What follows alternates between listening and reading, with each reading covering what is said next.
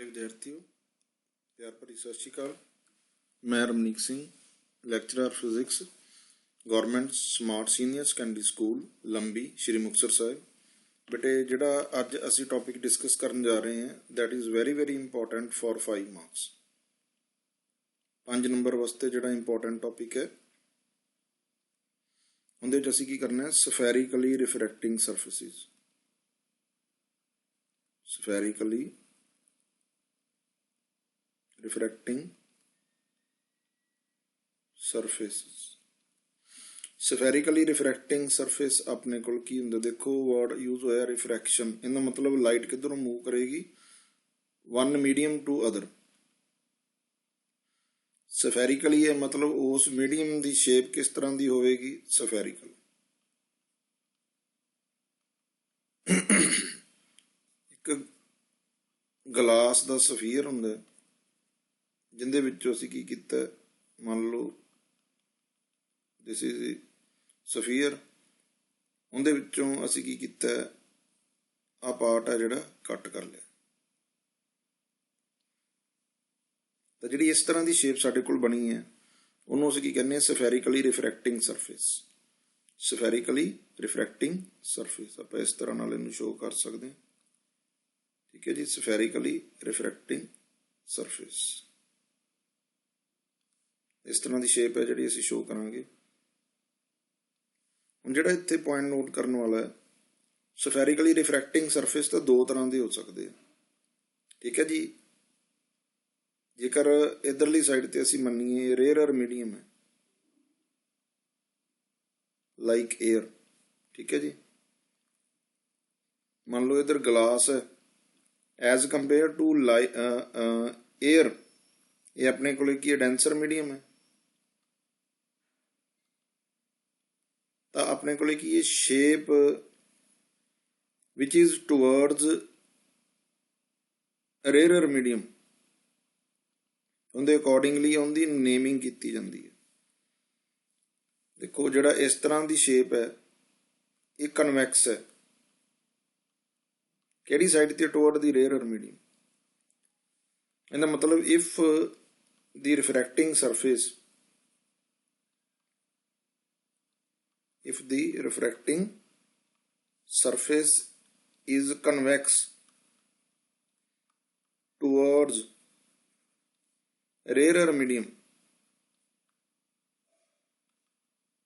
then it is called convex spherically refracting surface, ठीक है जी। convex spherically refracting surface। But जेकर अपने को की है इस तरह का, हम देखो टुवर्ड एयर किस तरह की शेप है, कनकेव। इधरली साइड तो कन्वैक्स है बट ये डेंसर मीडियम है, रेयरर मीडियम वाल असीं चैक करना भी उनकी शेप किस तरह की है। पॉइंट क्लीयर होया कि नहीं होया। जेकर रेयरर मीडियम वाल शेप कन्वैक्स है तो उसनूं कन्वैक्स स्फेरिकली रिफ्रैक्टिंग सरफेस कहांगे। जेकर रेयरर मीडियम वाल उसकी शेप किस तरह की है, कनकेव है, तो उसनूं कनकेव स्फेरिकली रिफ्रैक्टिंग सरफेस कहांगे, ठीक है जी। हुण ऑब्जैक्ट नूं कित्थे कित्थे रखिया जा सकदा है। ऑब्जैक्ट नूं असीं रख सकते हैं डेंसर मीडियम दे विच ते रेयरर मीडियम दे विच, क्योंकि अपने कोल की है दो ही तरह के मीडियम है, एक डेंसर मीडियम है तो एक अपने को की है रेयरर मीडियम, ठीक है जी। ऑब्जैक्ट जिहड़ा असीं प्लेस करना है, मान लो ज़्यादा इंपॉर्टेंट अपने वास्ते आर्टिकल किहड़ा है, कन्वैक्स। ये ग्लास है तो किहड़ा मीडियम हो गया, डेंसर। ये एयर है तो किहड़ा मीडियम हो गया, रेयरर। ऑब्जैक्ट किस तरह का होएगा, ऑब्जैक्ट असीं लैके चलांगे पॉइंट ऑब्जैक्ट, ये असम्पशन है। इहदा मतलब ऑब्जैक्ट साडे कोल किस तरह का होगा, पॉइंट ऑब्जैक्ट होगा। मान लो ये अपने कोल की प्रिंसीपल एक्सिस है, प्रिंसीपल एक्सिस कित्थों पास कर रही है, पोल दे विचों। ये अपने कोल की पोल, पोल अपने कोल की हुंदा, दिस इज दी अपर्चर, आ सारा अपने कोल की है अपर्चर है, अपर्चर। ਅਪਰਚਰ ਆਪਣੇ ਕੋਲ ਕੀ ਹੁੰਦਾ ਹੈ, effective part of the spherically refracting surface which can be exposed to light, ਜਿਹਨੂੰ ਲਾਈਟ ਦੇ ਵੱਲ ਐਕਸਪੋਜ਼ ਕੀਤਾ ਜਾ ਸਕਦਾ, ਜਿੰਦੇ ਵਿੱਚੋਂ ਦੀ ਲਾਈਟ ਪਾਸ ਕਰ ਸਕਦੀ ਹੈ, ਉਸ ਨੂੰ ਅਸੀਂ ਕਹਿੰਦੇ ਹਾਂ ਅਪਰਚਰ। ਜਿਹੜਾ ਉਸ ਅਪਰਚਰ ਦਾ ਸੈਂਟਰ ਹੈ ਉਹਨੂੰ ਅਸੀਂ ਕਹਿੰਦੇ ਹਾਂ ਪੋਲ। ਠੀਕ ਹੈ ਜੀ। ਹੁਣ ਸਫੈਰਿਕਲੀ ਰਿਫਰੈਕਟਿੰਗ ਸਰਫੇਸ ਹੈ, ਜੇਕਰ ਇਹਦਾ ਅਸੀਂ ਸਫੀਅਰ ਕੰਪਲੀਟ ਕਰੀਏ ਇਸ ਤਰ੍ਹਾਂ ਨਾਲ ਮੂਵ ਕਰਕੇ, ਤਾਂ ਇੱਥੇ ਕਿਤੇ ਇਸ ਦਾ ਸੈਂਟਰ ਆਏਗਾ, ਤਾਂ ਇਹਨੂੰ ਆਪਾਂ ਕਹਿ ਦਿੰਦੇ centre, center of this refracting surface. Any line passing through the pole and the center of the curvature is called principal axis. Is called principal axis. ਇਹ principal axis ਹੈ। ਆਬਜੈਕਟ ਕਿਸ ਤਰ੍ਹਾਂ ਦਾ, ਪੁਆਇੰਟ ਆਬਜੈਕਟ। ਦੇਖੋ object ਨੂੰ ਅਸੀਂ ਇੱਥੇ ਵੀ ਰੱਖ ਸਕਦੇ ਹਾਂ, ਆਬਜੈਕਟ ਨੂੰ ਅਸੀਂ ਇੱਧਰ ਵੀ ਰੱਖ ਸਕਦੇ ਹਾਂ। ਕਹਿਣ ਦਾ ਮਤਲਬ ਆਬਜੈਕਟ ਨੂੰ ਡੈਂਸਰ ਮੀਡੀਅਮ ਦੇ ਵਿੱਚ ਵੀ ਪਲੇਸ ਕੀਤਾ ਜਾ ਸਕਦਾ ਤੇ ਰੇਅਰਰ ਮੀਡੀਅਮ ਦੇ ਵਿੱਚ ਵੀ ਪਲੇਸ ਕੀਤਾ ਜਾ ਸਕਦਾ। ਸ਼ੇਪ ਕਿਸ ਤਰ੍ਹਾਂ ਦੀ ਹੋ ਸਕਦੀ ਹੈ, ਕਨਵੈਕਸ ਵੀ ਹੋ ਸਕਦੀ ਹੈ, ਕਨਵੈਕਸ ਸਫੈਰਿਕਲੀ ਰਿਫਰੈਕਟਿੰਗ ਵੀ ਹੋ ਸਕਦਾ ਤੇ ਕਨਕੇਵ ਵੀ ਹੋ ਸਕਦਾ ਸਫੈਰਿਕਲੀ ਰਿਫਰੈਕਟਿੰਗ। ਇਹਦੇ ਅਕੋਰਡਿੰਗਲੀ ਆਪਣੇ ਕੋਲੇ 4 ਕੰਬੀਨੇਸ਼ਨਸ ਬਣ ਗਏ। ਕਿਹੜੇ ਕਿਹੜੇ 4 ਬਣ ਗਏ ਦੇਖੋ ਬੇਟੇ। ਜੇ ਕਨਵੈਕਸ ਸਫੈਰਿਕਲੀ ਰਿਫਰੈਕਟਿੰਗ ਸਰਫੇਸ ਹੈ ਤਾਂ ਆਬਜੈਕਟ ਕਿੱਥੇ ਰੱਖਿਆ ਜਾ ਸਕਦਾ, ਆਪਣੇ ਕੋਲੇ ਕੀ ਹੈ, ਡੈਂਸਰ ਮੀਡੀਅਮ 'ਚ ਵੀ ਰੱਖਿਆ ਜਾ ਸਕਦਾ ਤੇ ਰੇਅਰਰ ਮੀਡੀਅਮ 'ਚ ਵੀ ਰੱਖਿਆ ਜਾ ਸਕਦਾ। ਠੀਕ ਹੈ ਜੀ। ਡੈਂਸਰ 'ਚ ਵੀ ਰੱਖਿਆ ਜਾ ਸਕਦਾ ਤੇ ਰੇਅਰਰ 'ਚ ਵੀ ਰੱਖਿਆ ਜਾ ਸਕਦਾ। ਅੱਗੋਂ ਇਹਨਾਂ ਦੀਆਂ ਬਣ ਸਕਦੀਆਂ ਵੀ ਇਮੇਜ ਫਾਰਮੇਸ਼ਨ ਦੇ ਆਧਾਰ ਤੇ ਵੀ ਰੀਅਲ ਹੈ ਕਿ ਵਰਚੁਅਲ ਹੈ। ਠੀਕ ਹੈ ਜੀ, ਰੀਅਲ ਕਿ ਵਰਚੁਅਲ। ਸਿਮਿਲਰਲੀ ਕਨਕੇਵ ਦੀ ਥਾਂ ਤੇ ਇਹੀ ਸੇਮ ਆਪਣੇ ਕੋਲ ਕਿਹਦੇ ਵਾਸਤੇ ਆਪਾਂ ਰਿਪੀਟ ਕਰ ਸਕਦੇ ਹਾਂ, ਕਨਕੇਵ ਵਾਸਤੇ। ਕਨਵੈਕਸ ਦੀ ਥਾਂ ਤੇ ਕਨਕੇਵ ਵੀ ਹੋ ਸਕਦਾ, ਬਟ ਆਪਣੇ ਪੇਪਰ ਦੇ ਪੁਆਇੰਟ ਆਫ ਵਿਊ ਤੋਂ ਦੇਖੀਏ ਤਾਂ ਆਪਣੇ ਵਾਸਤੇ ਇੰਪੋਰਟੈਂਟ ਕੌਣ ਹੈ, ਕਨਵੈਕਸ। ਠੀਕ ਹੈ ਜੀ। ਇਸ ਤੋਂ ਵੀ ਇੰਪੋਰਟੈਂਟ ਜਿਹੜਾ ਆਰਟੀਕਲ ਹੈ ਉਹ ਲੈਂਸ ਮੇਕਰ ਫਾਰਮੂਲਾ, ਜਿਹੜਾ ਆਲਮੋਸਟ ਡੈਡ ਸ਼ੋਰ ਹੈ ਵੀ ਆਊਗਾ ਹੀ ਆਊਗਾ। ਇਹਦੇ ਵਾਸਤੇ ਸਾਡੇ ਕੋਲੇ ਡੈਂਸਰ ਤੇ ਰੇਅਰਰ ਦੋਵਾਂ ਦੀਆਂ ਇਕੁਏਸ਼ਨਸ ਨੂੰ ਅਸੀਂ ਕੰਬਾਈਨ ਕਰਕੇ ਫਿਰ ਅਸੀਂ ਜਿਹੜੀ ਹੈ ਬਣਾਉਣੇ। ਇਸ ਕਰਕੇ ਬੋਥ ਟਾਈਪ ਆਫ ਦੀ ਇਕੁਏਸ਼ਨ ਹੈ ਜਿਹੜੀਆਂ ਅਸੀਂ ਕਵਰ ਕਰਾਂਗੇ। ਠੀਕ ਹੈ ਜੀ। ਮੋਟਾ ਮੋਟਾ ਦੁਬਾਰਾ ਦੇਖੋ। ਸਫੈਰਿਕਲੀ ਰਿਫਰੈਕਟਿੰਗ ਸਰਫੇਸ ਜਿਸਦੀ ਸ਼ੇਪ ਸਫੈਰਿਕਲ ਹੋਵੇ ਉਹ ਕਨਵੈਕਸ ਵੀ ਹੋ ਸਕਦਾ ਤੇ ਕਨਕੇਵ ਵੀ ਹੋ ਸਕਦਾ। ਕਿਵੇਂ ਪਤਾ ਲੱਗੂਗਾ, ਟੁਵਰਡ ਰੇਅਰਰ ਮੀਡੀਅਮ। ਹੁਣ ਰੇਅਰਰ ਮੀਡੀਅਮ ਹੈ, ਇਹ ਕਿਸ ਤਰ੍ਹਾਂ ਦੀ ਸ਼ੇਪ ਹੈ ਬੇਟੇ, ਰੇਅਰਰ ਮੀਡੀਅਮ ਵੱਲ, ਹਾਂਜੀ ਕਨਕੇਵ। ਤੇ ਜੇ ਰੇਅਰਰ ਮੀਡੀਅਮ ਇਧਰਲੀ ਸਾਈਡ ਤੇ ਰੇਅਰਰ ਮੀਡੀਅਮ ਹੈ, ਇਹ ਕਿਸ ਤਰ੍ਹਾਂ ਦੀ ਸ਼ੇਪ ਹੈ ਬੇਟੇ, ਕਨਵੈਕਸ। ਇਸ ਗੱਲ ਦਾ ਧਿਆਨ ਰੱਖਣਾ। ਠੀਕ ਹੈ। ਇਹ ਸੀ ਬੈਕਗਰਾਊਂਡ ਜਿਹੜੀ ਆਪਾਂ ਡਿਸਕਸ ਕੀਤੀ ਹੈ ਆਰਟੀਕਲ ਨੂੰ ਸ਼ੁਰੂ ਕਰਨ ਤੋਂ ਪਹਿਲਾਂ। ਹੁਣ ਅਸੀਂ ਆਰਟੀਕਲ ਹੈ ਜਿਹੜਾ ਉਹ ਸਟਾਰਟ ਕਰਦੇ ਹਾਂ।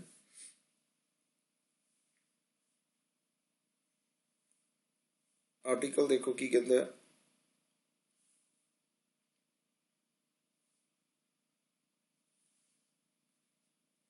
ਇੱਕ ਮਿੰਟ ਬੇਟੇ ਬਸ।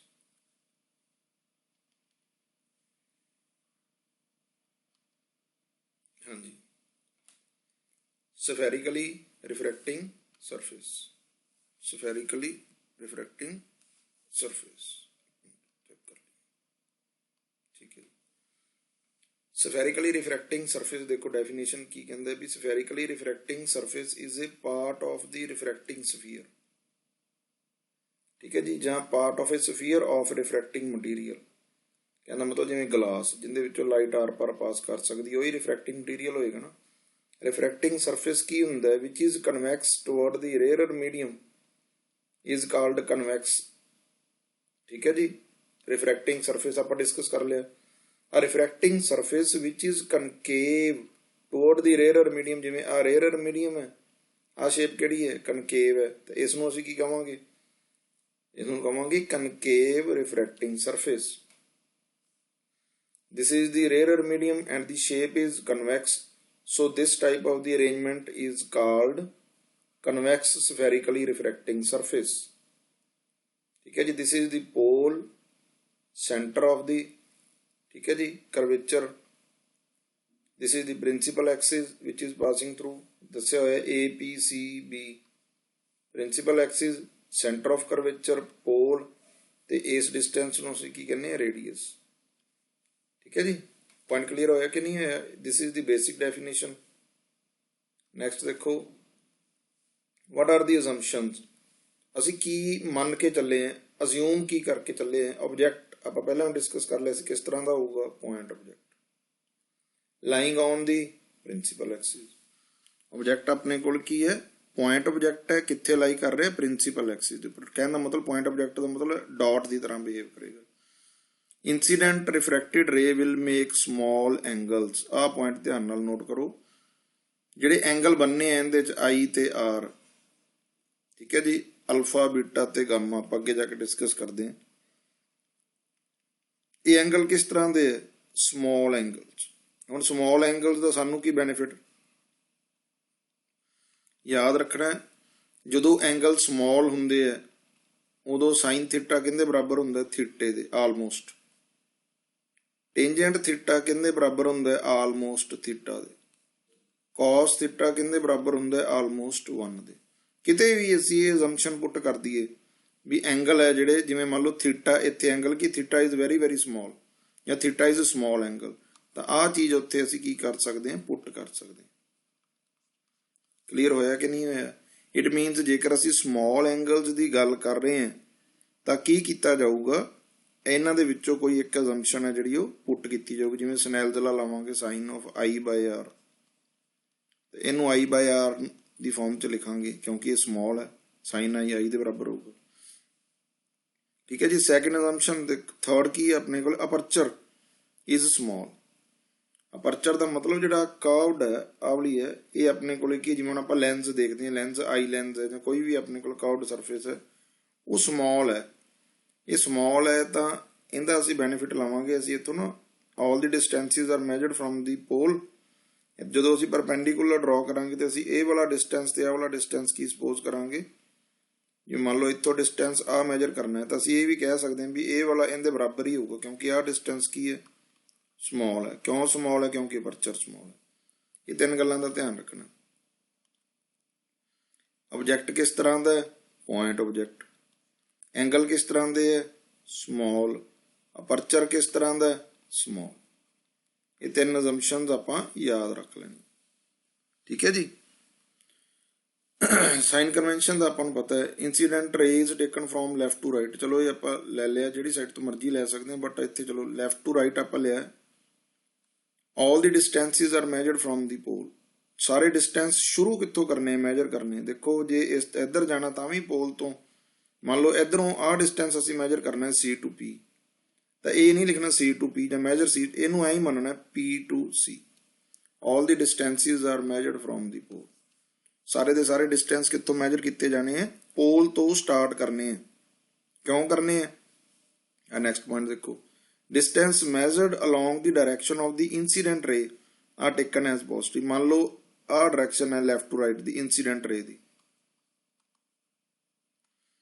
ਤਾਂ ਜਿਹੜਾ P to A ਡਿਸਟੈਂਸ ਹੈ, ਦੇਖੋ ਇਹ ਇਨਸੀਡੈਂਟ ਰੇ ਦੀ ਡਾਇਰੈਕਸ਼ਨ 'ਚ ਹੀ ਹੋ ਗਿਆ। ਲਾਈਟ ਵੀ ਇੱਧਰ ਜਾ ਰਹੀ ਹੈ, ਇਹ ਵੀ ਇੱਧਰ ਡਿਸਟੈਂਸ ਹੈ, ਤੇ ਇਹਦੀ ਵੈਲਿਊ ਕੀ ਹੋਊਗੀ, ਪੋਜ਼ਿਟਿਵ। ਤੇ ਜਿਹੜਾ P to C ਡਿਸਟੈਂਸ ਹੈ, ਦੇਖੋ ਲਾਈਟ ਲੈਫਟ ਟੂ ਰਾਈਟ ਜਾ ਰਹੀ ਹੈ, ਇਹ ਡਿਸਟੈਂਸ ਰਾਈਟ ਟੂ ਲੈਫਟ ਹੈ, ਤਾਂ ਇਹਦੀ ਵੈਲਿਊ ਕੀ ਹੋਏਗੀ, ਨੈਗੇਟਿਵ। ਇਸ ਤਰ੍ਹਾਂ ਦੀਆਂ ਸਾਈਨ ਕਨਵੈਨਸ਼ਨਸ ਅਸੀਂ ਪੁੱਟ ਕਰਾਂਗੇ। ਕਲੀਅਰ ਹੋਇਆ ਕਿ ਨਹੀਂ ਹੋਇਆ? ਫੋਰਥ ਪੁਆਇੰਟ ਦੇਖੋ, ਪ੍ਰਿੰਸੀਪਲ ਐਕਸਿਸ ਦੇ ਉੱਪਰ ਦਾ ਡਿਸਟੈਂਸ ਕੀ ਲਵਾਂਗੇ, ਪੋਜ਼ਿਟਿਵ। ਪ੍ਰਿੰਸੀਪਲ ਐਕਸਿਸ ਦੇ ਨੀਚੇ ਦਾ ਡਿਸਟੈਂਸ ਕੀ ਲਵਾਂਗੇ, ਨੈਗੇਟਿਵ। ਵਰਟੀਕਲ ਡਿਸਟੈਂਸ ਇਹਦਾ ਵਰਟੀਕਲ ਹੋ ਗਿਆ ਨਾ। measured from the principal axis in the upward direction are taken as positive and the downward direction are taken as negative। ਠੀਕ ਹੈ ਜੀ, ਇਹ ਸਾਈਨ ਕਨਵੈਨਸ਼ਨ ਹੈ। ਸਾਈਨ ਕਨਵੈਨਸ਼ਨ ਕੀ ਕਹਿੰਦੀ ਹੈ ਵੀ ਲਾਈਟ ਕਿੱਧਰੋਂ ਮੂਵ ਕਰ ਰਹੀ ਹੈ, left to right. Light the direction ਦੇ ਵਿੱਚ ਜਿਹੜਾ ਡਿਸਟੈਂਸ ਹੈ ਉਹ ਆਪਣੇ ਕੋਲ ਕੀ ਹੋਊਗਾ, ਪੋਜ਼ਿਟਿਵ। ਲਾਈਟ ਦੀ ਡਾਇਰੈਕਸ਼ਨ ਦੇ ਅਪੋਜ਼ਿਟ ਕੀ ਹੋਊਗਾ, ਨੈਗੇਟਿਵ। ਸਾਰੇ ਡਿਸਟੈਂਸ ਕਿੱਥੋਂ ਮੈਜਰ ਕਰਨੇ ਆ, ਪੋਲ ਤੋਂ। ਪ੍ਰਿੰਸੀਪਲ ਐਕਸਿਸ ਦੇ ਉੱਪਰ ਦਾ ਡਿਸਟੈਂਸ ਕੀ ਹੋਊਗਾ, ਪੋਜ਼ਿਟਿਵ, ਤੇ ਨੀਚੇ ਵਾਲਾ ਡਿਸਟੈਂਸ ਕੀ ਹੋਊਗਾ, ਨੈਗੇਟਿਵ। ਕਲੀਅਰ? ਠੀਕ ਹੈ ਜੀ। ਲੋ ਫਿਰ ਆਪਾਂ ਆਰਟੀਕਲ ਸਟਾਰਟ ਕਰਦੇ ਹਾਂ। ਹੁਣ ਦੇਖੋ ਕਿਸ ਤਰ੍ਹਾਂ ਦਾ ਸਰਫੇਸ ਲਿਆ ਹੈਗਾ, ਕਨਵੈਕਸ ਸਫੈਰੀਕਲੀ ਰਿਫਰੈਕਟਿੰਗ ਸਰਫੇਸ। ਕਿਸ ਤਰ੍ਹਾਂ ਦਾ ਸਾਡੇ ਕੋਲੇ, ਕਨਵੈਕਸ। ਤੇ ਲਾਈਟ ਜਿਹੜੀ ਆਪਣੇ ਕੋਲ ਕਿੱਧਰੋਂ ਮੂਵ ਕਰ ਰਹੀ ਹੈ, ਰੇਅਰਰ ਟੂ ਦੀ ਡੈਂਸਰ ਮੀਡੀਅਮ, ਤੇ ਇਮੇਜ ਫਾਰਮੇਸ਼ਨ ਕਿਸ ਤਰ੍ਹਾਂ ਦੀ ਹੈ, ਰੀਅਲ ਦੇ ਵਿੱਚ ਕੀ ਹੈ ਵੀ ਜਿਹੜੀ ਲਾਈਟ ਹੈ ਉਹ ਐਕਚੁਅਲ ਮੀਟ ਕਰੂਗੀ। ਲਾਈਟ ਕੀ ਕਰੂਗੀ, ਐਕਚੁਅਲੀ ਜਿਹੜੀਆਂ ਰੇਜ਼ ਆਬਜੈਕਟ ਤੋਂ ਆਉਣਗੀਆਂ ਉਹ ਆਪਸ ਦੇ ਵਿੱਚ ਕੀ ਕਰਨਗੀਆਂ, ਐਕਚੁਅਲੀ ਕੱਟ ਕਰਨਗੀਆਂ, ਤਾਂ ਹੀ ਇਮੇਜ ਫਾਰਮੇਸ਼ਨ ਸਾਡੇ ਕੋਲ ਕੀ ਹੋਊਗੀ, ਰੀਅਲ। ਕਹਿਣ ਦਾ ਮਤਲਬ ਸਾਡਾ ਕੇਸ ਕੀ ਹੈ, ਕਨਵੈਕਸ ਸਫੈਰੀਕਲੀ ਰਿਫਰੈਕਟਿੰਗ ਸਰਫੇਸ ਹੈ, ਆਬਜੈਕਟ ਕਿੱਥੇ ਪਿਆ ਹੈਗਾ, ਰੇਅਰਰ ਮੀਡੀਅਮ ਦੇ ਵਿੱਚ, ਤੇ ਇਮੇਜ ਫਾਰਮੇਸ਼ਨ ਕਿਸ ਤਰ੍ਹਾਂ ਦੀ ਆਪਣੇ ਕੋਲ ਹੋ ਰਹੀ ਹੈ, ਰੀਅਲ। ਆਹ ਸਿਚੁਏਸ਼ਨ ਅਸੀਂ ਡਿਸਕਸ ਕਰਨ ਜਾ ਰਹੇ ਹਾਂ। ਮੈਥਡ ਸਾਰਿਆਂ 'ਚ ਸੇਮ ਹੈ, ਇਕੱਲੇ ਡਾਇਆਗ੍ਰਾਮ ਦਾ ਫਰਕ ਪਵੇਗਾ। ਠੀਕ ਹੈ ਜੀ, ਦੇਖੋ ਧਿਆਨ ਨਾਲ, ਮੋਟੇ ਮੋਟੇ ਇੱਕ ਦੋ ਪੁਆਇੰਟ ਜੇ ਅਸੀਂ ਡਿਸਕਸ ਕਰੀਏ। ਸਭ ਤੋਂ ਪਹਿਲਾਂ ਆਪਾਂ ਇਹ ਸਰਫੇਸ ਬਣਾ ਲੈਣਾ। ਜਦੋਂ ਤੁਸੀਂ ਇਹ ਸਰਫੇਸ ਬਣਾ ਲਿਆ, ਇਹਦਾ ਪੋਲ ਬਣਾ ਲੈਣਾ। ਜਿਹੜੀ ਸਾਈਡ ਤੇ ਬੈਂਡ ਹੈ, ਵੇਖੋ ਕਰਵੇਚਰ ਹੈ, ਦੂਸਰੀ ਸਾਈਡ ਤੇ ਆਪਣੇ ਕੋਲ ਇਹਦਾ ਸੈਂਟਰ ਹੋਏਗਾ, ਸੈਂਟਰ ਬਣਾ ਲਿਆ। ਠੀਕ ਹੈ ਜੀ, ਉਸ ਤੋਂ ਬਾਅਦ ਪ੍ਰਿੰਸੀਪਲ ਐਕਸਿਸ ਇਹਦੇ ਵਿੱਚੋਂ ਦੀ ਪਾਸ ਕਰ ਦੇਣੀ। ਜਦੋਂ ਪ੍ਰਿੰਸੀਪਲ ਐਕਸਿਸ ਇਹਦੇ ਵਿੱਚੋਂ ਦੀ ਪਾਸ ਕਰ ਜੂਗੀ ਤਾਂ ਨਾਰਮਲ ਡਰਾ ਕਰਨੀ ਹੈ, ਕਿਉਂਕਿ ਐਂਗਲ ਆਫ ਇੰਸੀਡੈਂਸ ਉਹਦੇ ਨਾਲ ਬਣਾਉਣਾ। ਇਹ ਪੁਆਇੰਟ ਦੇਖੋ ਬੇਟੇ ਕੀ ਹੈ, ਕੋਈ ਵੀ point on the surface of the refracting sphere when joined with the center, that line will act as a normal। ਕਹਿਣ ਦਾ ਮਤਲਬ ਜਿਵੇਂ ਆਹ ਵਾਲਾ ਪੁਆਇੰਟ ਇਹਦੇ ਸਰਫੇਸ ਦੇ ਉੱਪਰ ਹੈ, ਰਿਫਰੈਕਟਿੰਗ ਸਰਫੇਸ ਦੇ, ਇਹਨੂੰ ਕਿਹਦੇ ਚੋਂ ਪਾਸ ਕੀਤਾ ਆਪਾਂ, ਕੋਈ ਲਾਈਨ ਪਾਸ ਕੀਤੀ ਜਿਹੜੀ ਇਹਨਾਂ ਦੋਵਾਂ ਦੇ ਵਿੱਚੋਂ ਪਾਸ ਕਰ ਰਹੀ ਹੈ, ਸੈਂਟਰ ਦੇ ਵਿੱਚੋਂ ਪਾਸ ਕਰ ਰਹੀ ਹੈ, ਤੇ ਕਿਸ ਤਰ੍ਹਾਂ ਨਾਲ ਬਿਹੇਵ ਕਰੂਗੀ, ਨਾਰਮਲ। ਆਹ ਲਾਈਨ ਨੂੰ ਵੀ ਅਸੀਂ ਨਾਰਮਲ ਲੈ ਸਕਦੇ ਹਾਂ, ਆਹ ਵਾਲੀ ਲਾਈਨ ਨੂੰ, ਕਿਉਂਕਿ ਇਹ ਵੀ ਔਨ ਦੀ ਸਰਫੇਸ ਹੈ ਤੇ ਸੈਂਟਰ ਆਫ ਕਰਵੇਚਰ ਚ ਪਾਸ ਕਰ ਰਹੀ ਹੈ। ਇਹ ਕਨਵੈਨਸ਼ਨ ਯਾਦ ਰੱਖਣੀ, ਆਪਾਂ ਨੂੰ ਯਾਦ ਨਹੀਂ ਰਹਿੰਦਾ ਵੀ ਆਪਾਂ ਨਾਰਮਲ ਇਹਨੂੰ ਕਿਉਂ ਲੈ ਰਹੇ ਹਾਂ। ਨਾਰਮਲ ਕਿਸ ਨੂੰ ਲੈਣਾ, ਜਦੋਂ ਸਫੈਰੀਕਲੀ ਰਿਫਰੈਕਟਿੰਗ ਸਰਫੇਸ ਦੇ ਉੱਪਰ ਕੋਈ ਵੀ ਪੁਆਇੰਟ ਹੈ ਉਸ ਨੂੰ ਕਿਹਦੇ ਨਾਲ ਜੁਆਇਨ ਕੀਤਾ ਜਾਂਦਾ, ਸੈਂਟਰ ਆਫ ਕਰਵੇਚਰ ਨਾਲ। ਕਿਹਦੇ ਨਾਲ ਜੁਆਇਨ ਕੀਤਾ ਜਾਂਦਾ, ਸੈਂਟਰ ਆਫ ਕਰਵੇਚਰ ਨਾਲ। ਤੇ ਉਹ ਜਿਹੜੀ ਲਾਈਨ ਆਈ ਸਾਡੇ ਕੋਲ ਜੁਆਇਨ ਕਰਨ ਤੋਂ ਬਾਅਦ, ਉਹ ਕਿਸ ਤਰ੍ਹਾਂ ਨਾਲ ਬਿਹੇਵ ਕਰੂਗੀ, ਨਾਰਮਲ। ਨਾਰਮਲ ਦਾ ਮਤਲਬ ਇਨਸੀਡੈਂਟ ਰੇ ਤੇ ਰਿਫਰੈਕਟਿਡ ਰੇ ਦੇ ਐਂਗਲ ਇਹਦੇ ਨਾਲ ਬਣਾਉਣੇ ਆ, ਜਿਹੜਾ ਅਸੀਂ ਮੋਟਾ ਮੋਟਾ ਪੁਆਇੰਟ ਡਿਸਕਸ ਕਰਨਾ। ਕਲੀਅਰ? ਠੀਕ ਹੈ ਜੀ। ਆਬਜੈਕਟ ਆਪਣੇ ਕੋਲ ਆਪਾਂ ਇੱਥੇ ਰੱਖ ਲਿਆ, ਕਿਉਂ ਰੱਖਿਆ, ਕਿਉਂਕਿ ਆਬਜੈਕਟ ਕਿਸ ਤਰ੍ਹਾਂ ਦਾ, ਪੁਆਇੰਟ ਆਬਜੈਕਟ। ਆਬਜੈਕਟ ਕਿਸ ਤਰ੍ਹਾਂ ਦਾ, point object. Image formation real ਹੈ। ਦੇਖੋ ਜਦੋਂ ਇੱਕ ਆਬਜੈਕਟ ਤੋਂ ਇਨਫਾਈਨਾਈਟ ਮੈਨੀ ਵੇਵਸ ਜਾ ਸਕਦੀਆਂ, ਰੇਜ਼, ਇਨਫਾਈਨਾਈਟ ਮੈਨੀ ਰੇਜ਼ ਆਪਾਂ ਪਾਸ ਕਰ ਸਕਦੇ in all directions starting from object. But ਸਾਡੀ ਇੱਥੇ ਲੋੜ ਕੀ ਹੈ, ਮਿਨੀਮਮ 2 ਚਾਹੀਦੀਆਂ ਆਬਜੈਕਟ ਫਾਰਮੇਸ਼ਨ ਤੋਂ ਇਮੇਜ ਬਣਾਉਣ ਵਾਸਤੇ। ਆਬਜੈਕਟ ਤੋਂ ਇਮੇਜ ਤਾਂ ਆਪਾਂ 2 ਲੈ ਲਈਆਂ, ਇੱਕ ਤਾਂ ਅਲੋਂਗ ਦੀ ਪ੍ਰਿੰਸੀਪਲ ਐਕਸਿਸ ਆਪਾਂ ਕਿਹਾ ਵੀ ਆਹ ਪਾਸ ਕਰ ਰਹੀ ਹੈ। ਕੋਈ ਵੀ ਲਾਈਨ ਹੈ ਜਿਹੜੀ ਅਲੋਂਗ ਦੀ ਨਾਰਮਲ ਜਾਂਦੀ ਹੈ, ਉਹ ਵਿਦਾਊਟ ਐਨੀ ਡੈਵੀਏਸ਼ਨ ਪਾਸ ਕਰ ਜਾਂਦੀ ਹੈ, ਤਾਂ ਵੀ ਤਾਂ ਨਾਰਮਲ ਹੀ ਹੈ ਫਿਰ, ਸੀ ਤੇ ਪੀ ਨੂੰ ਜੁਆਇਨ ਕਰਨ ਵਾਲਾ। ਤੇ ਇਹ ਲਾਈਟ ਵਿਦਾਊਟ ਡੈਵੀਏਸ਼ਨ ਪਾਸ ਕਰ ਗਈ। ਦੂਸਰੀ ਲਾਈਟ ਹੈ ਜਿਹੜੀ ਆਪਣੇ ਕੋਲ ਆ ਪਾਸ ਕਰ ਰਹੀ ਹੈ, ਜਿਸ ਪੁਆਇੰਟ ਦੇ ਉੱਪਰ ਇਹਨੇ ਸਟ੍ਰਾਈਕ ਕੀਤਾ, ਉਸ ਤੋਂ ਬਾਅਦ ਸਾਡੇ ਕੋਲ ਕੀ ਹੈ, ਉਸ ਤੋਂ ਬਾਅਦ ਆਪਣੇ ਕੋਲ ਕੀ ਹੈ, ਜਦੋਂ ਇਹਨੂੰ ਅਸੀਂ ਇਹਦੇ ਨਾਲ ਜੁਆਇਨ ਕਰਤਾ ਤਾਂ it will act as a normal. ਆ ਆਪਣੇ ਕੋਲ ਨਾਰਮਲ ਬਣ ਗਈ।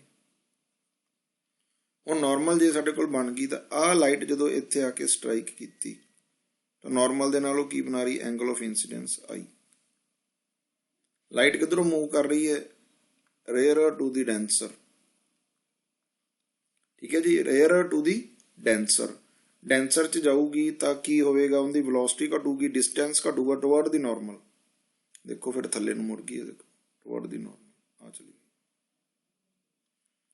ਆਈ ਦੇ ਉੱਪਰ ਜਾ ਕੇ ਇਮੇਜ ਫਾਰਮੇਸ਼ਨ ਹੋਈ, ਕਿਉਂ, ਕਿਉਂਕਿ ਇੱਕ ਲਾਈਟ ਆ ਰਹੀ ਹੈ ਜਿਹੜੀ ਪ੍ਰਿੰਸੀਪਲ ਐਕਸਿਸ ਦੇ ਅਲੋਂਗ ਆ ਰਹੀ ਹੈ, ਇੱਕ ਲਾਈਟ ਤੁਹਾਡੀ ਇੱਧਰੋਂ ਆ ਰਹੀ ਹੈ ਰਿਫਰੈਕਟ ਹੋ ਕੇ। ਜਿੱਥੇ ਉਹ ਮੀਟ ਕਰਨਗੀਆਂ ਉੱਥੇ ਆਪਣੇ ਕੋਲ ਕੀ ਬਣੂਗੀ, ਇਮੇਜ ਫਾਰਮੇਸ਼ਨ। ਐਕਚੁਅਲ ਦੇ ਵਿੱਚ ਮੀਟ ਕਰ ਗਈਆਂ ਤੇ ਇਮੇਜ ਫਾਰਮੇਸ਼ਨ ਕੀ ਹੈ, ਰੀਅਲ। ਠੀਕ ਹੈ ਜੀ, ਇਸ ਪੁਆਇੰਟ ਦਾ ਧਿਆਨ ਰੱਖ ਲੈਣਾ। ਹੁਣ ਦੇਖੋ ਆਬਜੈਕਟ ਜਿਹੜਾ ਐਂਗਲ ਬਣਾਏਗਾ ਨਾਰਮਲ ਨਾਲ ਉਹ ਹੋਊਗਾ ਅਲਫਾ। ਇਮੇਜ ਜਿਹੜਾ ਐਂਗਲ ਬਣਾਏਗੀ ਉਹਨੂੰ ਕਹਾਂਗੇ ਬੀਟਾ, ਤੇ ਸੈਂਟਰ ਆਫ ਕਰਵੇਚਰ ਨਾਲ ਜਿਹੜਾ ਐਂਗਲ ਬਣੇਗਾ ਉਹਨੂੰ ਕਹਾਂਗੇ ਗਾਮਾ। ਕਲੀਅਰ ਹੋਇਆ ਕਿ ਨਹੀਂ ਹੋਇਆ ਬੇਟੇ? ਇਹ साइन कन्वेंशन इस तरह नाल ही यूज करनी है। Angle made by the object, ठीक है जी, with the normal alpha by the image with the normal beta, centre of curvature ਦੇ ਵਿੱਚੋਂ ਜਿਹੜੀ ਲਾਈਨ ਪਾਸ ਕਰ ਰਹੀ ਹੈ ਪ੍ਰਿੰਸੀਪਲ ਐਕਸਿਸ ਨਾਲ ਬਣਾ ਰਹੀ ਹੈ ਤਾਂ ਉਹ ਆਪਣੇ ਕੋਲ ਕੀ ਹੋਊਗਾ, ਗਾਮਾ। ਸਾਰੀਆਂ ਥਾਵਾਂ ਤੇ ਸੇਮ ਕਨਵੈਨਸ਼ਨ ਯੂਜ਼ ਕਰਨੀ, ਠੀਕ ਹੈ ਜੀ। ਦੇਖੋ ਫਿਰ ਆਹ ਚੀਜ਼ ਕੀਤੀ ਹੈ, ਦੇਖੋ ਆ ਆਬਜੈਕਟ ਹੈ, ਆ ਲਾਈਨ ਪਾਸ ਕਰ ਰਹੀ ਹੈ, ਆਬਜੈਕਟ ਨਾਲ ਕਿਹੜਾ ਐਂਗਲ ਬਣਿਆ, ਅਲਫਾ। ਆਈ ਇਮੇਜ ਹੈ, ਇਮੇਜ ਦਾ ਆਪਣੇ ਕੋਲ ਕਿਹੜਾ ਐਂਗਲ ਬਣਿਆ, ਬੀਟਾ, ਜਿਹੜੀ ਲਾਈਟ ਆਈ ਹੈ ਰਿਫਰੈਕਟਿਡ ਰੇ। समझ लो डेरिवेशन बहुत सौखी है। हुण सेंटर ऑफ करवेचर है, सेंटर ऑफ करवेचर दे नाल किहड़ा एंगल बनिया, गामा। क्लीयर होया कि नहीं होया, ठीक है जी। इस चीज़ नूं एक बारी भुल जाओ, डेरिवेशन नूं आपां स्टार्ट कित्थों करना है, आपां स्टार्ट इत्थों करांगे, स्नैल्स ला तो। इस पॉइंट दे उपर आपां ए पॉइंट तो असीं की कीता, एक परपेंडिकुलर ड्रॉ कीता, एम जो एक्सिस के उपर इनू प्रिंसीपल एक्सिस से कट किया। हुण करवेचर स्मॉल है, इट मीनस पी ते एम असीं एंड ते जाके इंटरचेंज कर देंगे क्योंकि क्लोज होणगे। ये असीं परपेंडिकुलर क्यों ड्रा किया, क्योंकि स्नैल्स लॉ दे विच साडे कोल sine theta, cos theta, tan theta इस तरह दी चीज़ां आउणियां। ये किहड़ी ट्रायंगल दे विच लगदियां हुंदियां, ये साडे कोल राइट एंगल ट्रायंगल च ट्रिग्नोमैट्री लगदी है। तां करके इत्थों याद रख लेना भी एक सानूं परपेंडिकुलर ड्रॉ करना पऊगा। ये असीं ए टू एम ड्रॉ करता। ए पॉइंट के उपर असीं स्नैल्स लॉ लाइए तो कितने बराबर होगा स्नैल्स लॉ। देखो जेड़ा असीं मान लो लाइट इधरली साइड ते इधरों आ जा रही है रिफ्रैक्ट होके, तो स्नैल्स लॉ लाउण दा तरीका की है भी जेड़ा रिफ्रैक्टिव इंडैक्स लैना है उसे दा ही साइन ऑफ दी एंगल दोवां दी गुणा है जिहड़ी लैनी है, ठीक है जी। हुण ये रेयर मीडियम है, इहदा अपने कोल μ1 है तो अपने कोल की आ गया μ1 इंटू साइन ऑफ आई। देखो इत्थे एंगल किहड़ा बन रहा अपने कोल आई। ਹੁਣ ਜਦੋਂ लाइट इधरली साइड ਤੇ चली गई तो रिफ्रैक्टिव इंडैक्स ਕਿਹੜਾ आ गया μ2 ਤੇ एंगल ਕਿਹੜਾ आ गया r। ਇਹਦਾ मतलब μ1 इंटू साइन ऑफ i ਕਹਿੰਦੇ बराबर है μ2 इंटू साइन ऑफ r, ठीक है जी। आ चीज बन गई। इन्हों उधरली साइड ते लै जाइए, इन्हों इधर ले आइए, μ2 by μ1 sine of i by r। देखो लिखा है, इत्थों शुरू करांगे आर्टिकल आपां। हुण अपने कोल की है, एंगल्स की है स्मॉल, एंगल स्मॉल है तो साइन ऑफ आई किंदे बराबर होगा, आई दे, ते साइन ऑफ आर किंदे बराबर होगा, आर दे। नैक्सट स्टैप देखो फिर इहदी थां ते आई करता, इहदी थां ते आर करता, आई बाय आर किंदे बराबर हो गया μ2 by μ1। Uh sari first equation असीं ड्राइव करनी है। फिर असीं आई ते आर दी खोज दे विच निकलना है भी आई कित्थों लभी है ते आर कित्थों लभी है। जे तुहानूं आर्टिकल कोई भी आर्टिकल तुहाडे कोल रेयर टू डेंसर आ गया, डेंसर टू रेयर आ गया, कनकेव आ गया, कन्वैक्स आ गया, मान लो तुहानूं नहीं भी आउंदा तो तुसीं आह स्टैप तां सारिआं दे विच सेम ही है। ये तो तुसीं घट्टो घट्ट करो, स्नैल्स लॉ अप्लाई करो, μ1 into i, μ2 into r. Clear है। हुण नैक्सट पॉइंट देखो की कहंदा, तुसीं वैल्यू किंदी लभनी, आई दी ते आर दी।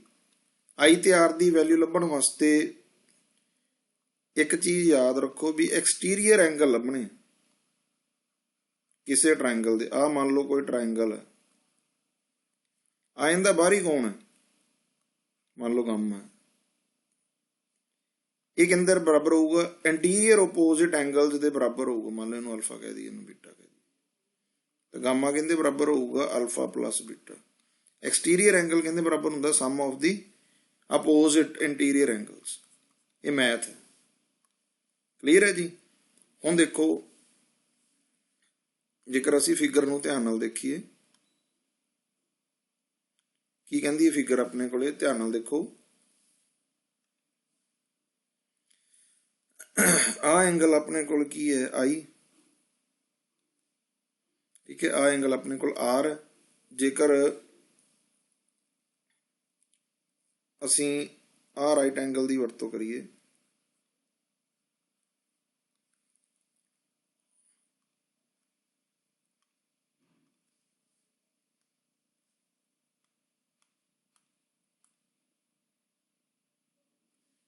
एक मिनट,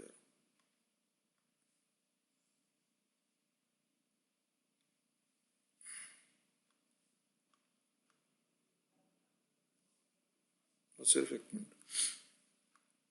हाँ जी, हुण देखो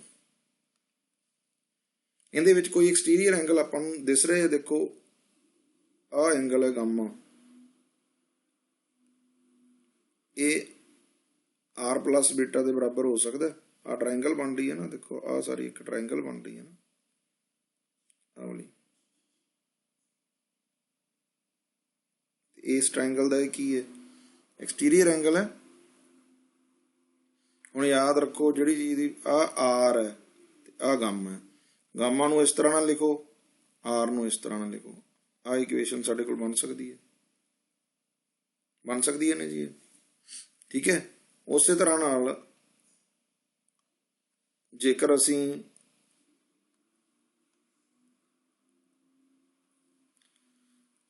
आ सारी ट्रायंगल दे विच जाइए, इहदे विच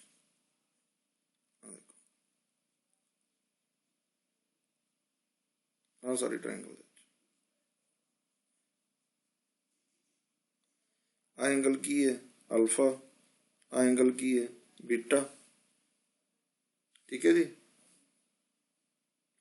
इहदे जाओ बेटे सी तक, इधर जाने की लोड़ नहीं, क्योंकि इहदे अकॉर्डिंगली असीं आई एन का एक्सटीरियर एंगल बनाना है।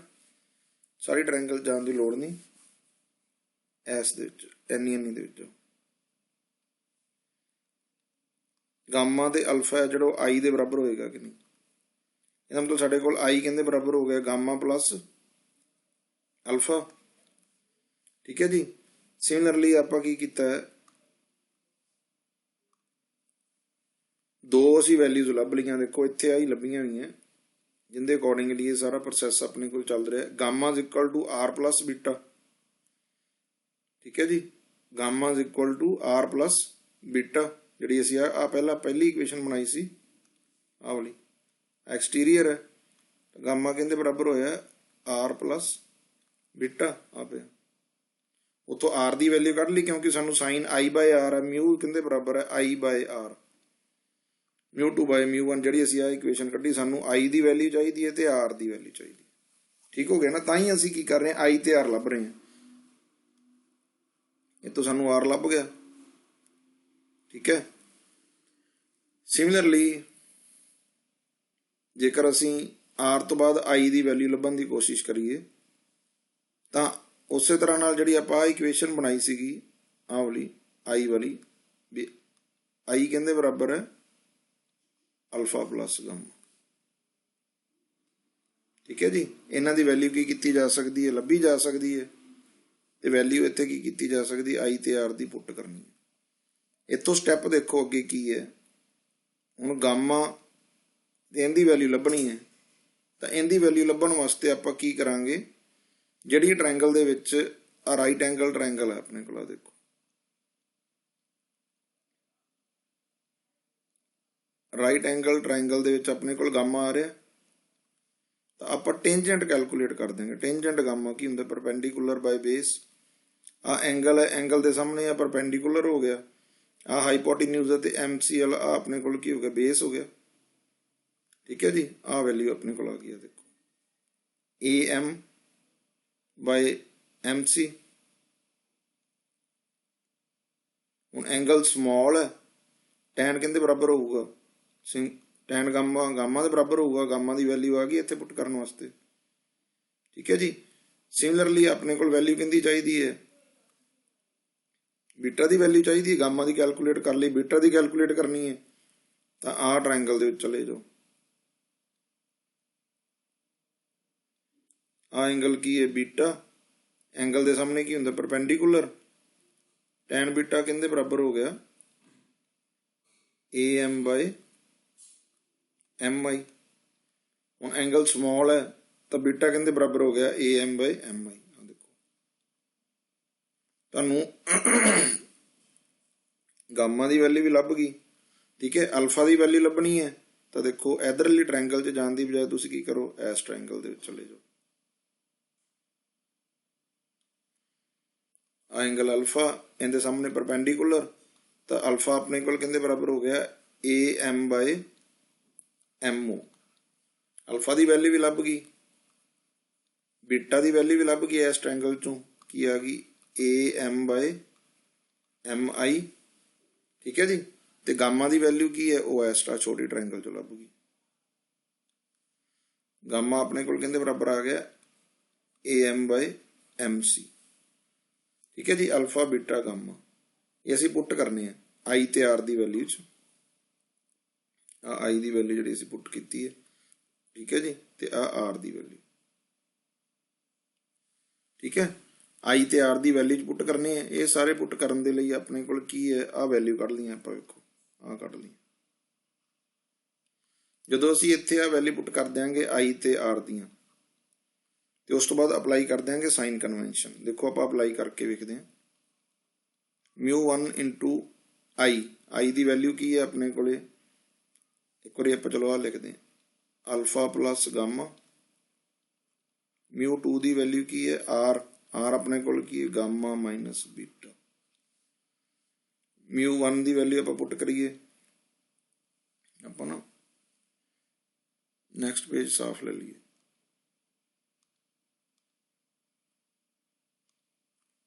ठीक है। μ1 alpha plus gamma, μ1 alpha plus gamma, μ2 gamma minus beta, μ2 अपने को की है गामा माइनस बीटा, ठीक है जी। हुण अपने को की है, ये वैल्यूज आप कड्डियां हुई हैं। अल्फा की वैल्यू अपने को की है MA/MO, MA/MO,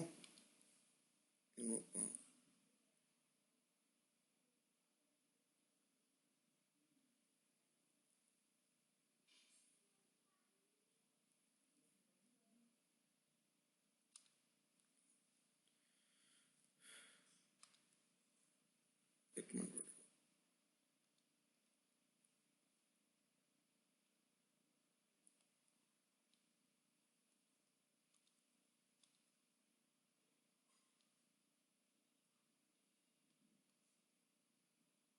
ठीक है जी।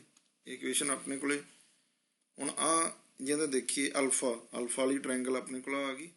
असीं सीधा इत्थों कैलकुलेट करिए। परपेंडिकुलर, परपेंडिकुलर की है AM/MO प्लस गामा, गामा वाली ट्रायंगल देखो आ गई, गामा वाली ट्रायंगल आ वाली। गामा कहते बराबर होगा बेटे AM/MC, AM/MC is equal to μ2, gamma की वैल्यू आई हैगी AM/MC माइनस बीटा, बीटा आ वाली ट्रायंगल दे विच कहते बराबर होगा AM/MI, AM/MI, ठीक है जी। हुण वेखो सारियां दे विच AM अपने को इधरों कॉमन निकल के कैंसल हो जाऊगा, इनकी लोड़ ही नहीं। इहदा मतलब μ1 तुहाडे कोल कहंदे बराबर आ गया 1/MO plus 1/MC is equal to μ2 1/MC minus 1/MI। इतना क्लीयर हो गया कि नहीं हो गया? हुण M ते P की है, वेरी वेरी क्लोज। सो M नूं कहंदे ना रिप्लेस कर दिओ P नाल। μ1 1/PO minus 1/PC is equal to μ2 1/PC minus 1/PI। ठीक है जी, ये इक्वेशन तुसीं कढ ली। हुण अपने कोले की है, देखो साइन कन्वेंशन अप्लाई करना, नाल वैल्यू पुट करनी है। All the distances are measured from left to right. जे आप करिए पोल तो मेजर करने हैं, तब PO कहते बराबर होगा PO U दे बराबर होगा, बट U कहते बराबर होगा नैगेटिव, क्योंकि असी लाइट तो अपोजिट डायरेक्शन च जा रहे हैं। PC की होगा पॉजिटिव, क्योंकि असी लाइट की डायरेक्शन च जा रहे हैं। तो PC अपने को हैगा की है R। ठीक है जी। PI ਲਾਈਟ ਦੀ ਡਾਇਰੈਕਸ਼ਨ 'ਚ ਜਾ ਰਹੇ ਹਾਂ, ਪੋਲ ਤੋਂ ਮੈਜਰ ਕਰਨੇ ਆ, ਇਹ V ਹੈ, ਇਹਦਾ ਮਤਲਬ ਆਪਣੇ ਕੋਲੇ ਕੀ ਹੈ, ਕੱਲਾ U ਨੈਗੇਟਿਵ ਹੈ, ਬਾਕੀ ਦੋਵੇਂ ਆਪਣੇ ਕੋਲੇ ਪੋਜ਼ਿਟਿਵ ਹੈ। ਹੁਣ ਅਸੀਂ ਵੈਲਿਊ ਪੁੱਟ ਕਰੀਏ ਮਿਊ ਆਫ 1 ਬਾਈ PO, O ਤੇ object minus U minus PC ਤੇ ਸੈਂਟਰ ਆਫ ਕਰਵੇਚਰ R ਆ ਗਿਆ, ਪੋਜ਼ਿਟਿਵ ਸੀਗਾ, is equal to mu2 1 by PCC ਤੇ centre of curvature radius positive ਸੀਗਾ, I ਤੇ ਇਮੇਜ V ਆ ਗਿਆ, ਇਹ ਵੀ ਆਪਣੇ ਕੋਲ ਪੋਜ਼ਿਟਿਵ ਸੀਗਾ। ਆਹ ਇਕੁਏਸ਼ਨ ਆਪਣੇ ਕੋਲ ਬਣ ਗਈ। ਕਲੀਅਰ ਹੋਇਆ ਕਿ ਨਹੀਂ ਹੋਇਆ? ਹੁਣ ਇਹਦੇ ਵਿੱਚ ਆਪਾਂ ਕੀ ਕਰਨਾ ਹੈ, R ਵਾਲੀ ਇੱਕ ਸਾਈਡ ਤੇ ਲੈ ਜਾਓ, ਬਾਕੀ ਇੱਕ ਸਾਈਡ ਤੇ ਲੈ ਜਾਓ। ਇਹ ਬਣ ਗਿਆ μ1 ਬਾਏ ਮਾਈਨਸ ਆਫ U, ਠੀਕ ਹੈ ਜੀ, minus μ1 by R equal to, ਇਹਨੂੰ ਅੰਦਰ ਲੈ ਕੇ ਜਾਈਏ μ2 ਬਾਏ R, ਇਹਨੂੰ ਅੰਦਰ ਲੈ ਕੇ ਜਾਈਏ μ2 ਬਾਏ V। ਹੁਣ ਆਹ ਵਾਲੀ ਰਕਮ ਨੂੰ ਆਪਾਂ ਇੱਧਰ ਲੈ ਆਈਏ, ਇਹਨੂੰ ਆਪਾਂ ਇੱਧਰ ਲੈ ਆਈਏ, ਠੀਕ ਹੈ ਜੀ। ਪੁਆਇੰਟ ਕਲੀਅਰ ਹੋਇਆ ਕਿ ਨਹੀਂ ਹੋਇਆ? ਜਦੋਂ ਅਸੀਂ ਇਹਨੂੰ ਸੋਲਵ ਕਰਾਂਗੇ ਤਾਂ ਜਿਹੜੀ ਸਾਡੇ ਕੋਲ ਇਕੁਏਸ਼ਨ ਆਏਗੀ ਆਹ ਵਾਲੀ ਤੇ ਆਹ ਵਾਲੀ, ਇਹ ਬਣ ਗਿਆ μ1 by minus of U plus μ2 by V equal to, ਆ ਇਕੁਏਸ਼ਨ ਇੱਧਰ ਆ ਗਈ, ਆ ਨੈਗੇਟਿਵ ਪਈ ਹੈ ਆਪਣੇ ਕੋਲ, ਆ ਪੋਜ਼ਿਟਿਵ ਹੋ ਗਈ, ਠੀਕ ਹੈ ਜੀ। ਆ ਆਪਾਂ ਉਧਰ ਲੈ ਗਏ ਨਾ, ਆ ਰਹਿ ਗਈ ਬਸ ਆਪਣੇ ਕੋਲ μ2 ਮਾਈਨਸ μ1 ਡਿਵਾਈਡ ਬਾਈ ਆ। ਪੁਆਇੰਟ ਕਲੀਅਰ ਹੋਇਆ ਕਿ ਨਹੀਂ ਹੋਇਆ? ਜਿਹੜੀ ਆ ਇਕੁਏਸ਼ਨ ਆਪਣੇ ਕੋਲ ਲਿਖੀ ਹੋਈ ਹੈ, ਆਹ ਵਾਲੀ ਇਕੁਏਸ਼ਨ, इक्वेशन आ गई ना, minus U by V μ2 minus μ1 by R। इस तरह नाल इहनूं आपां की कर लेना, ड्राइव कर लेना, इस गल दा ध्यान रख लेना, ठीक है जी। बस जिहड़ी आ साइन कन्वेंशन है पुट करनी है। जो असीं साइन कन्वेंशन पुट की है तो R भी साडे कोल पॉजिटिव है, V भी साडे कोल पॉजिटिव है, कल्ला U है जिहड़ा वो असीं इधरली साइड ते मेजर कर लें, इसलिए U की वैल्यू साडे कोल नैगेटिव, आ दोवें साडे कोल की है पॉजिटिव, ठीक है। ये इक्वेशन अपने कोल की रख लेनी, तुसीं याद रख लेनी, ठीक है जी। ये इक्वेशन अपने कोल की रख लेनी, याद रख लेनी, ये साडे कोल आ इक्वेशन बनी, ठीक है बेटे। ये इक्वेशन हुण वेखो μ1 by minus of U plus μ2 by V is equal to μ2 minus μ1 by R, ਇਹਦਾ ਧਿਆਨ ਰੱਖ ਲੈਣਾ, ਠੀਕ ਹੈ। ਇਹੀ ਜਿਹੜੀ ਇਕੁਏਸ਼ਨ ਅਸੀਂ ਡਰਾਈਵ ਕਰਨੀ ਸੀਗੀ। ਹੁਣ ਉਸ ਤੋਂ ਬਾਅਦ ਕੀ ਹੈ, ਆਪਣਾ ਰੇਅਰਰ ਮੀਡੀਅਮ ਟੂ ਡੈਂਸਰ ਮੀਡੀਅਮ ਹੈ। ਫਿਰ ਰੇਅਰਰ ਟੂ ਡੈਂਸਰ ਆਪਣੇ ਕੋਲ ਇਮੇਜ ਫਾਰਮੇਸ਼ਨ ਜੇ ਵਰਚੁਅਲ ਹੋਵੇ ਤਾਂ ਸਿਰਫ ਡਾਇਗਰਾਮ ਦਾ ਹੀ ਫਰਕ ਪੈਣਾ। ਦੇਖੋ ਆਬਜੈਕਟ ਨੂੰ ਕਲੋਜ਼ ਰੱਖ ਕੇ ਇਸ ਤਰ੍ਹਾਂ ਨਾਲ ਗਈ ਲਾਈਟ ਕੀ ਐਕਚੁਅਲ ਦੇ ਵਿੱਚ ਮੀਟ ਕਰਨ ਦੀ ਬਜਾਏ ਇਧਰਲੀ ਸਾਈਡ ਤੇ ਚਲੀ ਗਈ, ਇਹਨੂੰ ਬੈਕ ਸਾਈਡ ਤੇ ਕੀ ਕੀਤਾ, ਐਕਸਟੈਂਡ ਕੀਤਾ। ਵਰਚੁਅਲ ਦੇ ਵਿੱਚ ਕੀ ਹੁੰਦਾ, ਆਬਜੈਕਟ ਤੇ ਇਮੇਜ ਕੀ ਹੈ, ਸੇਮ ਸਾਈਡ ਤੇ ਹੁੰਦੇ ਆ, I ਤੇ O ਕੀ ਹੈ, ਸੇਮ ਸਾਈਡ ਤੇ, ਯਾਦ ਰੱਖ ਲਿਓ, ਠੀਕ ਹੈ ਜੀ। ਬਾਕੀ ਸਾਰਾ ਉਸੇ ਤਰ੍ਹਾਂ ਨਾਲ ਆਬਜੈਕਟ ਨਾਲ ਅਲਫਾ, ਇਮੇਜ ਨਾਲ ਬੀਟਾ, ਗਾਮਾ ਉਸੇ ਤਰ੍ਹਾਂ ਨਾਲ ਪਰਪੈਂਡੀਕੂਲਰ, ਟ੍ਰਾਇੰਗਲਸ ਵੀ ਉਹੀ ਬਣਨਗੇ, ਐਕਸਟੀਰੀਅਰ ਐਂਗਲ ਵੀ ਉਹੀ ਬਣਨਗੇ, ਸੇਮ ਮੈਥਡ, ਠੀਕ ਹੈ ਜੀ। ਆ ਜਿਹੜੀ ਇਕੁਏਸ਼ਨ ਆਪਾਂ ਡਰਾਈਵ ਕੀਤੀ ਸੀਗੀ μ1 into I ਤੇ ਇੱਥੇ R, I ਤੇ R ਦੀ ਵੈਲਿਊ ਲੱਭਣੀ ਹੈ, ਅਲਫਾ ਬੀਟਾ ਤੇ ਗਾਮਾ ਦੀ ਫਾਰਮ 'ਚ ਉਹਨਾਂ ਨੂੰ ਪੁੱਟ ਕਰ ਦੇਣਾ। ਜਿਹੜਾ ਪੁਆਇੰਟ ਨੋਟ ਕਰਨ ਵਾਲਾ, ਦੇਖੋ ਜੇਕਰ ਆਬਜੈਕਟ ਆਪਣੇ ਕੋਲੇ ਰੇਅਰਰ ਮੀਡੀਅਮ ਦੇ ਵਿੱਚ ਪਿਆ ਤਾਂ ਇਕੁਏਸ਼ਨ ਫਿਰ ਸੇਮ ਹੀ ਆਉਣੀ ਹੈ, ਭਾਵੇਂ ਦੀ ਕਨਕੇਵ ਹੋ ਜੇ ਸਰਫੇਸ, ਭਾਵੇਂ ਦੀ ਹੋ ਜੇ ਕਨਵੈਕਸ। ਸਿਰਫ ਫਰਕ ਕਿਹੜੇ ਪੈਂਦਾ ਵੀ ਆਬਜੈਕਟ ਕਿੱਥੇ ਪਿਆ, ਵੀ ਰੇਅਰਰ ਮੀਡੀਅਮ 'ਚ ਪਿਆ ਕਿ ਡੈਂਸਰ ਮੀਡੀਅਮ 'ਚ ਪਿਆ।